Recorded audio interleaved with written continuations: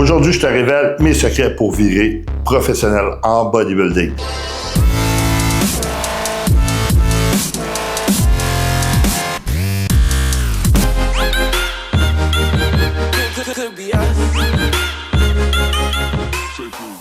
Premièrement, il faut savoir que ça te prend une génétique pour devenir professionnel en bodybuilding. Par la suite, le bodybuilding, c'est un sport de constance. Ce qui veut dire qu'il ne faut pas que tu rates d'entraînement, que tu rates de repas, que tu rates de cardio, que tu aies des heures de sommeil optimales. Et aussi, on s'entend qu'il faut que tu prennes des anabolisants quand tu fais du bodybuilding en open.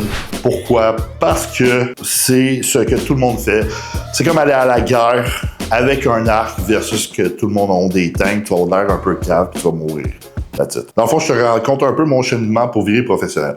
En 2020, je me suis mis à être sérieux à 100% en bodybuilding. Je me suis mis à manger mes repas aux mêmes heures, manger un gros surplus calorique, parce que tu as des phases d'hors-saison et tu as des phases de préparation de compétition. Par la suite, je me suis mis à optimiser mon sommeil. Puis moi, je faisais de l'apnée du sommeil sévère. J'arrêtais 133 fois par heure de respirer, alors que je pesais vraiment plus léger. Aujourd'hui, ma machine est dans le tapis. Pourquoi? Parce que génétiquement, je fais de l'apnée du sommeil, en plus que j'ai un surpoids. Ça augmente mon facteur d'apnée du sommeil et j'ai un gros coup, ce qui augmente le facteur de l'apnée du sommeil. Alors, j'ai eu ma machine d'apnée du sommeil, j'ai optimisé mon sommeil, j'ai optimisé ma supplémentation, je faisais mes prises de sang tout le temps, constamment, pour optimiser mes prises de sang. Par la suite, j'ai pas raté de repas, pas de raté de cardio. De 2020 à 2021, j'ai pris énormément de masse musculaire. Par la suite, j'ai été sacoche, j'ai fait mon premier national que j'ai fini 5e. Par la suite, j'ai fait 3 mois plus tard le Toronto Pro Show qui est en décembre, que j'ai fini 2e. Et pour ma carte IFBB Pro, 6 mois plus tard, vu que j'étais 2e, je me suis donné à 100% et je suis arrivé 10 livres de plus et j'ai gagné le toute catégorie à Canada, ce qui donne ta carte pro en bodybuilding. Puis, qu'est-ce que j'ai fait côté anabolisant dans ce temps-là? Moi, ce que je me souviens, c'est que mon cycle était pas si gros que ça. Tout est une question de contexte. Il y en a pour eux que 2 grammes, c'est pas gros. Il y en a que 1 gramme, c'est pas gros. Il y en a que 1 gramme, c'est beaucoup.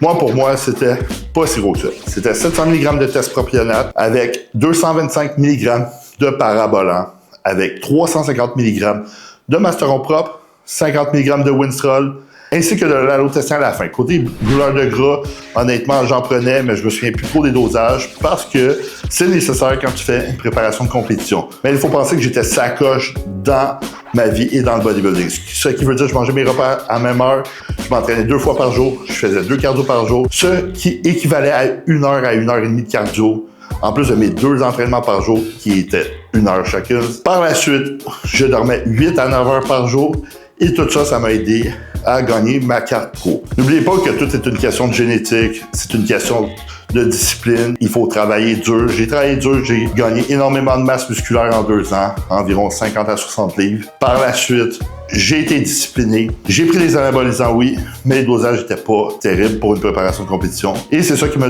mené à ma carte pro. Alors, si tu veux virer pro, sois constant, sois discipliné. C'est le meilleur conseil que je peux te donner. Et selon ta génétique, ça peut te prendre plus de temps qu'un autre. Comme certains, ils n'y arriveront jamais. Mais le secret, c'est d'aimer le sport, d'être constant et de faire ça pour le fun. Alors, si tu as aimé cette petite vidéo-là, je t'invite à liker, écrire en commentaire quel genre de vidéo que tu aimerais que je fasse. Puis, abonne-toi à ma chaîne.